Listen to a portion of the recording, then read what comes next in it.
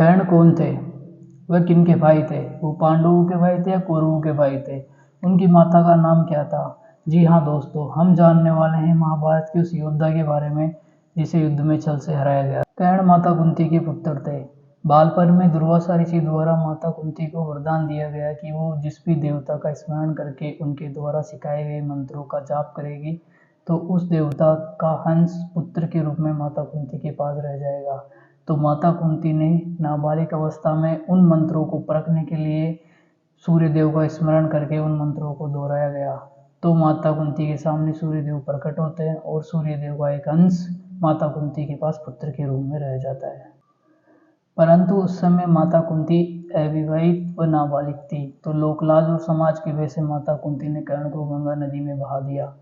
अधिरथ सेन जो कि भीष्म पितामह के सारथी थे, उन्हें कर्ण गंगा नदी के किनारे मिले।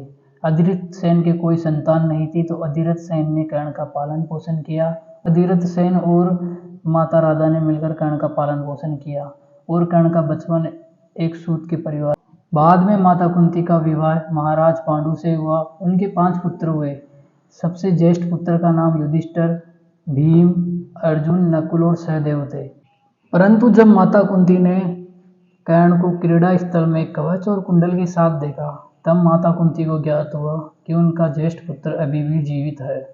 कर्ण का बचपन एक सूत के घर में बीता था, तो कर्ण को बचपन से ही सभी लोग सूत पुत्र कहकर उनका अपमान करते थे।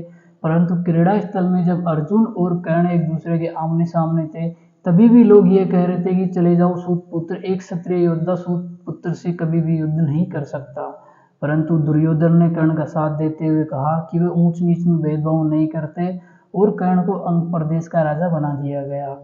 कर्ण ने दुर्योधन की इस उदारता को देखते हुए दुर्योधन की तरफ अपना मित्रता का हाथ बढ़ाया और दुर्योधन को ये वचन दिया कि भविष्य में चाहे कुछ भी हो जाए वह सदैव अपने मित्र के लिए खड़े रहेंगे, चाहे उन्हें अपने प्राण ही क्यों ना न्योछावर करने पड़े।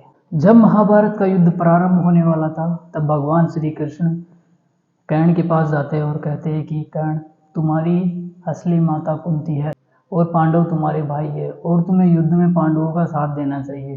परंतु कर्ण ने भगवान श्री कृष्ण से विनती करते हुए कहा कि हे कान्हा, मैंने अपने मित्र दुर्योधन को हमेशा उनकी तरफ खड़े होने का वचन दिया है, चाहे मेरी मृत्यु ही क्यों ना हो जाए, तो मैं अपने वचन का त्याग नहीं कर सकता। यह कहकर कर्ण ने भगवान श्री कृष्ण से क्षमा मांगते हुए वहां से चले गए और वो युद्ध में कौरवों की तरफ से लड़ने के लिए तैयार हो गए। कर्ण के पास एक दिव्य कवच और कुंडल था और कर्ण को कवच और कुंडल के साथ हराना नामुमकिन था, तो उनको हराने के लिए स्वयं देवताओं को पृथ्वी पर आना पड़ा। भगवान इंद्र स्वयं एक साधु का वेश लेकर कर्ण के पास आए और कहा कि मुझे दान में तुम्हारे कवच और कुंडल चाहिए।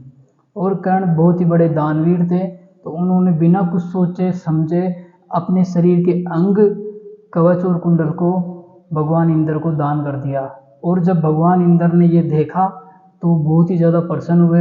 कर्ण ने अपने कवच और कुंडल का तो दान कर दिया था, परंतु कर्ण के पास अपने गुरु का दिया हुआ विजय धनुष था और कहा जाता है कि जब तक उनके पास उनका विजय धनुष था तब तक उनको कोई पराजित नहीं कर सकता था।